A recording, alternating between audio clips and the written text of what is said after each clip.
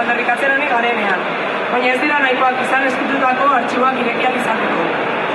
Ez dira nahikoak izan ere, Irun-Seme eta Irun-Alaben abetatik ateratzeaz gain, orain arte mutu mantendu diren eta egia ahaztarazten saiatu diren politikari, polizia edo epaile konplizekek hitz egiteko. Haiek nahi duten arren, guk ez dugu gertatutakoa ahaztuko. Gertatutakoaren memoria belaunaldiz belaunaldi transmititu egin da. Gure txikiek urte hartan gertatutakoa ezagutzen dute. Gure peina eta txokoetan, Iruñako kaleetan, gure erakundeetan, milaka pertsonek badakigu zer gertatu zen. Herman hil zutenean edo Iñaki zauritu zutenean, jaio asko jaio orain ezkinen arren, badakigu duela 37 urte gertatutakoa.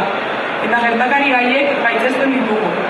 Horregatik, behar aldarrikatu eta merezi dugun egia, justizia eta erreparazioa helduko dira.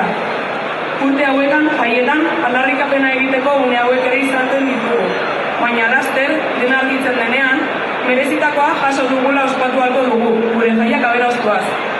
37 urte ondoren, behar eta merezi dugulako egia, justizia eta erreparazioa.